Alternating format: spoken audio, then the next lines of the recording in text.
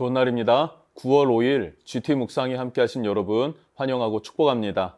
오늘은 시편 44편 18절부터 26절까지 말씀으로 일어나 우리를 도우소서라는 제목으로 하나님 말씀 나누겠습니다. 본문 말씀 함께 읽어봅니다.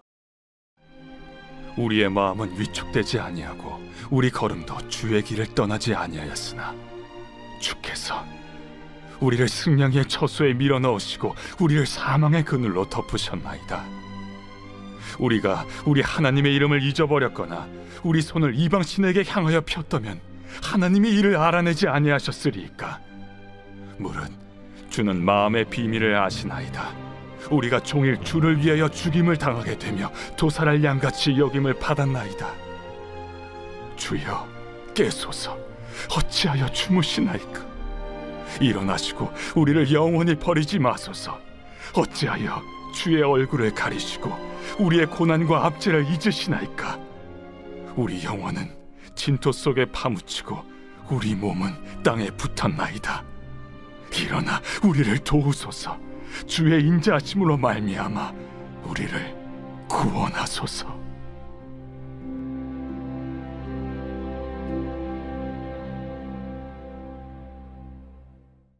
오늘 18절, 19절 말씀을 보면요. 고난과 고통의 순간에도 믿음의 결단을 고백하고 있습니다.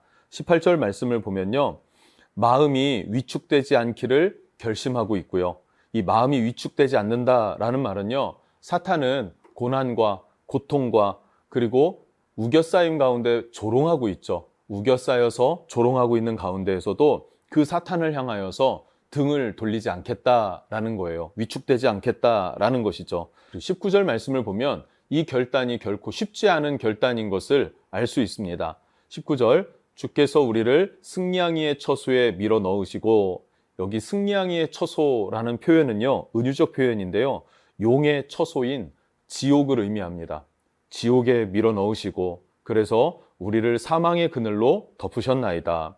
지옥 가운데에, 지옥 같은 상황에 또 사망의 그늘이 덮어오는 그런 상황 가운데에서도 뭐라고요? 내 마음이 위축되지 않겠습니다. 원수 마귀에게 등을 보이지 않겠습니다. 라고 하는 결단의 고백을 말하고 있습니다. 자, 이어서 20절부터 22절 말씀을 보면요. 이렇게 믿음으로 고백하면 인생의 문제가 좀 풀려야 되지 않습니까? 호전되어져야 되지 않나요? 그래야 우리의 믿음이 자라잖아요. 그런데 믿음이 자랄 여력이 보이지 않습니다. 문제는 여전하고 이 문제는 더 깊어져 가면서 길어져 가면서 더 지치고 힘을 빼게 되는 그런 상황도 찾아오는 것입니다. 그럼에도 불구하고 이 시편의 기자는 이렇게 고백합니다. 20절, 21절 말씀을 보면 우리가 우리 하나님의 이름을 잃어버렸거나 우리 손이 이방 신을 향하여 폈다면, 그러니까 하나님의 이름을 잊어버리지 않았습니다 라는 말이에요. 그리고 이방 신들을 섬기지도 않았다. 그들에게 손을 벌리지도 않았다라고도 고백하고 있습니다. 즉 고난이 찾아왔고 믿음의 고백을 했는데 고난이 해결되지 않아요. 그럼에도 불구하고 묵묵히 그 믿음의 길을 지켜왔습니다. 그래서 하나님의 이름을 잊지 않았고 우상을 섬기지 않았습니다. 그런데 22절 뭐라고 합니까? 우리가 종일 주를 위하여 죽임을 당하게 되며 도살할 양같이 여김을 받았나이다 라고 고백을 해요. 변화가 되지 않고 문제가 해결되지 않고 여전히 어떻다고요? 도살장에 끌려가는 양처럼 이제 죽음 앞에 놓여져 있는 인생, 빠져나갈 수 없는 상황, 이것을 고백하고 있더란 말입니다. 그런데 중요한 게 뭔지 아십니까? 바로 이 22절의 고백은요, 십자가 앞에서 영적인 싸움을 싸우신 예수님의 고백이기도 합니다. 십자가를 지시기 전에 예수님이 십자가 앞에서 어떻게 행동하십니까? 도수장에 끌려가는 양처럼 말하지 않고 저항하지 않고 그냥 조용히 묵묵히 그 길을 걸어가셨습니다. 그 예수님의 고백이죠. 그러면 예수님을 믿는 그리스도인들은 어떤 길을 걸어가게 됩니까? 바로 이 예수님의 길을 따라가게 되죠. 즉 예수님의 고백이면서 이 22절은 우리의 고백이기도 합니다.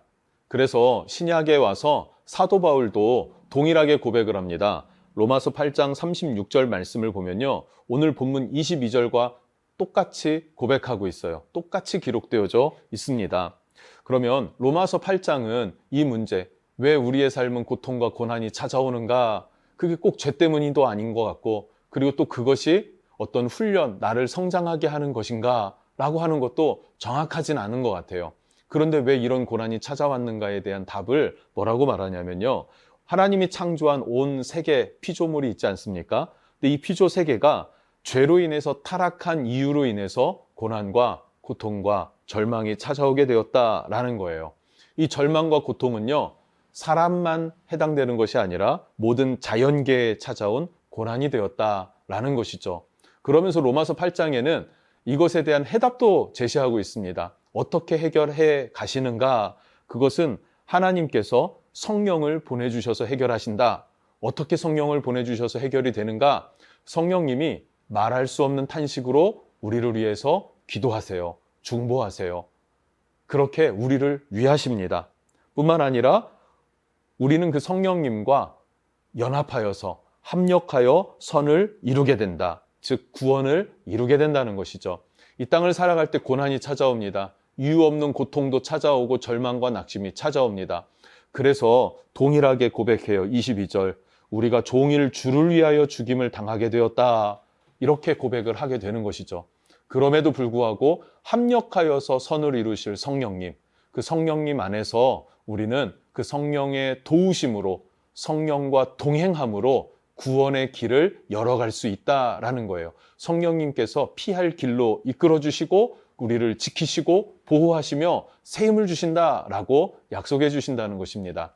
그래서 우리는 절망 가운데서도 소망을 품고 견뎌내고 이겨낼 수 있는 이유이기도 합니다. 마지막으로 23절부터 26절을 보면요. 이 믿음이 있는 사람, 성령님과 연합하여서 합력하여 선을 이룬다라고 하는, 구원을 이룬다라고 하는 이 믿음 있는 사람의 기도가 기록되어져 있는데요. 읽어보겠습니다. 23절. 주여 깨소서 어찌하여 주무시나이까? 일어나시고 우리를 영원히 버리지 마소서라고 하면서 26절엔 이렇게 말합니다. 일어나 우리를 도우소서, 주의 인자하심으로 말미암아 우리를 구원하소서. 아멘. 뭐라고 기도합니까? 절망과 낙심, 믿음으로 고백했어요. 하나님의 이름을 망령되게 하지 않고 잊지 않았습니다. 또 힘들다고 우상을 섬기고 하나님을 떠나지 않았습니다.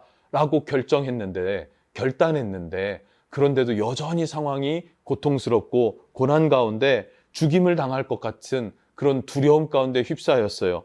그런데 그때에도 절망하지 않습니다. 왜 그렇습니까? 믿기 때문에, 하나님의 구원을 바라보기 때문에 하나님을 향하여 호소합니다. 주여 깨소서, 주여 일어나소서, 주여 도우소서, 주여 우리를 구원하소서라고 기도하게 된다는 사실이죠. 여러분, 고난 가운데 우리의 믿음이 드러나는 것입니다. 진짜 나의 믿음이 무엇인가?